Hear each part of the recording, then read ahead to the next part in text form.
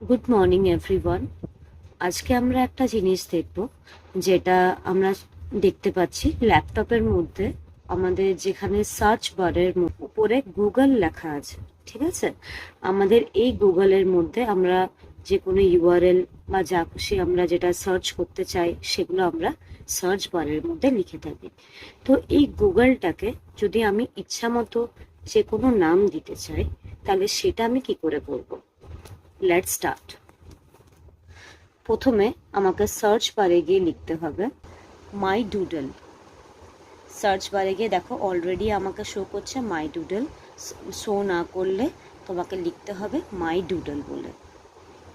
মাই ডুডলে যখনই আমি ক্লিক করব, ফার্স্টটা দেখতে পাচ্ছি আমি। ফার্স্টে কি আছে না, ক্রোম ওয়েব স্টোর, মাই ডুডল ক্রোম ওয়েব।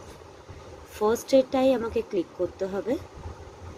ফার্স্টেরটা ক্লিক করার পরে আমার কাছে এরকম একটা ইন্টারফেস বা এরকম একটা পেজ আমার কাছে খুলবে। নেক্সট আমাদের কাজ হচ্ছে আমাদের করতে হবে অ্যাড টু ক্রোম। দেখতে পাচ্ছ অ্যাড টু ক্রোমে আমরা চলে যাব। অ্যাড টু ক্রোম করার পরে এখানে আমরা অলরেডি দেখতে পাচ্ছি যে অ্যাড টু ক্রোম আমরা করেছি। আচ্ছা, অ্যাড মাই ডুডল মানে আমি নিজের মতন যে নামটা দিতে চাই সেই নামটা আমি দিতে পারি। So then click on add extension. After entering add extension, দেখো এখানে দেখাচ্ছে my doodle has been added to Chrome. Then আমাকে কি করতে হবে, এটা আমাকে এন্টার করতে হবে।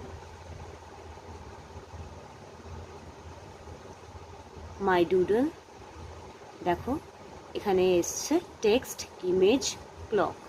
আমি বলছি টেক্সট।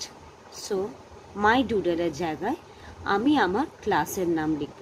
আমাদের ক্লাসের নাম হলো সাপোজ উত্তরণ ক্লাসেস।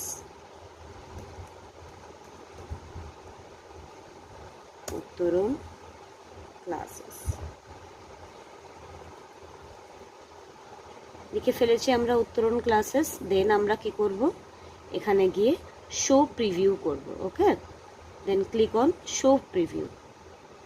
শো প্রিভিউ পর আমরা দেখতে পাচ্ছি গুগলের নামটা চেঞ্জ হয়ে কিসে কনভার্ট হয়েছে, উত্তরণ ক্লাসেস। আর এরকমই কোনো ইন্টারেস্টিং ভিডিওসের জন্য আমাদের উত্তরণের Facebook page, Instagram page and YouTube page অবশ্যই কিন্তু সবাই ফলো করো।